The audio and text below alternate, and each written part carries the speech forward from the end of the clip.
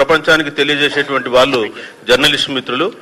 ముఖ్యంగా మరి డిజిటల్ ఛానల్లో తనకంటూ ఒక ప్రత్యేకత సృష్టించుకున్నటువంటి తొలి వెలుగు రఘు గారు ఉన్నారు. వారు చాలా మంచి వక్త, బీసీల పక్షాన చాలా సందర్భాల్లో వారు చేసినటువంటి ప్రోగ్రామ్స్ ని చూశాను. వారు క్లుప్తంగా, సార్ మీరు ఏమనుకోవద్దు దయచేసి, ఇంకా చాలా మంది ఉన్నారు, ఒక 5 minutes లో క్లోజ్ చేయాలా చూడండి సార్. వారు మాట్లాడాల్సిందిగా కోరుచున్నారు. Thank you. అందరికీ నమస్తే. దాదాపు సూర్యారావు గారు చెప్పినట్టు 80 సంఘాలు ఉన్నట్టున్నాయి. సో అందరికీ వెల్కమ్. ఎందుకంటే నేను ప్రతిరోజు మార్నింగ్ న్యూస్లో ఈ సంఘాల గురించే మాట్లాడుతూ ఉంటా. మనం ఒకరిని క్వశ్చన్ చేస్తున్నప్పుడు మన దగ్గర ఉన్న లోపం ఏంటో మనం పరిష్కరించుకోలేనప్పుడు సో మనం అడుగు ముందుకేయడం చాలా కష్ట సాధ్యమవుతుంది. సో ఈ సమస్యని మనం ముందుగా పరిష్కరించుకోవాల్సిన అవసరం ఉన్నది.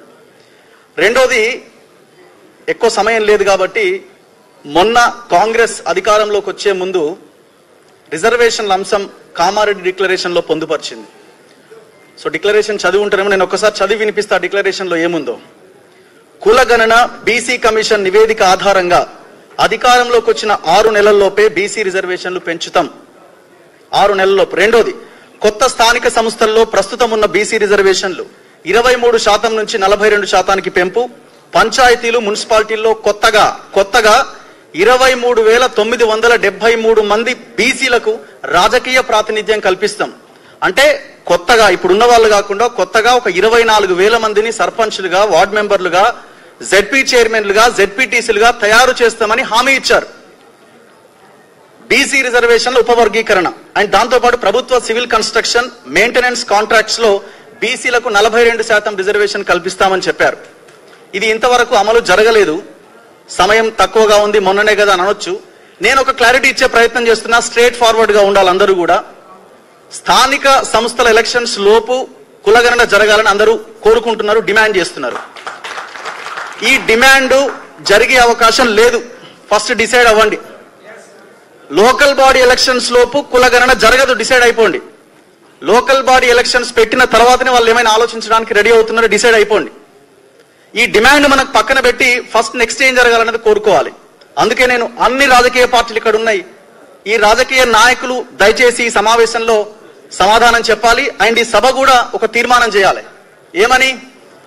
ఈ 24,000 మంది కొత్తగా ఎవరినైతే మేము సర్పంచులుగా, లోకల్ బాడీస్ లో ప్రజాప్రతినిధులుగా తయారు చేస్తామని కాంగ్రెస్ హామీ ఇచ్చిందో, అండ్ గత ప్రభుత్వం బీఆర్ఎస్ అండ్ బీజేపీ మీరంతా ఈ రిజర్వేషన్ 23 నుంచి 42% అవ్వడానికి అవకాశాలు తక్కువగా ఉన్నాయి, కష్టం. సో కాబట్టి మీరు మీ పార్టీల వైపు నుంచి వాళ్ళని నిలబెట్టడానికి రెడీ అవ్వండి. ఎన్ని పార్టీలు దీనికి సిద్ధమవుతాయో సమాధానం చెప్పండి. సో ఆ 23% నుంచి 42% అధికారికంగా సాధ్యం కాని పక్షంలో పార్టీలు ఇనిషియేట్ తీసుకొని మీరే టికెట్లు ఇవ్వాలి వాళ్ళకి. ఇది చేసినప్పుడు మీలో చిత్తశుద్ధి బయటకు వస్తుంది. అండ్ రెండో అంశం ఇంకోటి ఏంటంటే, ఇక్కడ అందరూ నాయకులు ఉన్నారు. దయచేసి మీ సొంత రాజకీయమో లేకపోతే మనం ఎట్లా పదవిలోకి రావాలి, మనకి ఏ పదవి కావాలి అన్నది కొద్దిసేపు పక్కన పెట్టి కేవలం బీసీల కోసమే మనం పనిచేస్తున్నాం, ఈ జాతి కోసమే పనిచేస్తున్నామని మీరు డిసైడ్ అయినప్పుడే ఇలాంటి మీటింగ్లకు అర్థం ఉంటుంది, మీరు వచ్చి మాట్లాడిన దానికి అర్థం ఉంటుంది. సో ఎంతమంది లీడర్లు ఆ దిశగా ఆలోచిస్తున్నారో దయచేసి మీకు మీరుగా ఒక్కసారి ఆత్మ పరిశీలన చేసుకోండి. ఇది అన్ని పార్టీలకు చెప్తున్నా, నేను ఒక్క పార్టీకి చెప్పట్లేదు. కాంగ్రెస్ కానీ, బీఆర్ఎస్ కానీ, బీజేపీ కానీ, అండ్ కమ్యూనిస్ట్ పార్టీలు కానీ, ఇంకో పార్టీ కానీ. ఇవాళ నేను ఛానల్స్ ఓపెన్ చేస్తే మొన్నటిదాకా కొట్లాడిన ఛానల్స్ లో కూడా లైవ్ వస్తలేదు. మారిపోయింది అన్నమాట ఈక్వేషన్. వెంటనే తెలంగాణ కోసం చూపించిన ఛానల్స్ లో వస్తలేదు, కాంగ్రెస్ కి ఇప్పుడు మాట్లాడుతున్న ఛానల్స్ లో వస్తలేదు, బీఆర్ఎస్ కొత్తగా పెట్టిన యూట్యూబ్ ఛానల్లో కూడా ఈ లైవ్ వస్తలేదు, బీఆర్ఎస్ ఛానల్లో కూడా వస్తలేదు, బీజేపీ ఛానల్ అది కూడా వస్తలేదు. మరి ఎటువైపు వెళ్తున్నాం అంటే మనం కనీసం భయపెట్టలేకపోతున్నాం ఈ రాజ్యాన్ని. ఆలోచించుకోండి ఒకసారి. అంటే మన మీటింగ్ ని చూసి కనీసం భయపడే పొజిషన్ లో కూడా వాళ్ళు లేరు.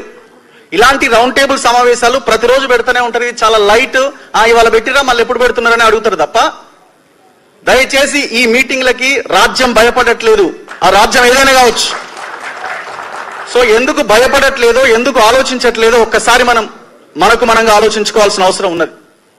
లీడర్లు లేక కాదు, నాయకులు లేక కాదు, కానీ ఎక్కడో దగ్గర లోపం చాలా స్పష్టంగా కనబడుతున్నది. దీని నుంచి మనం బయటపడాల్సిన అవసరం ఉన్నది.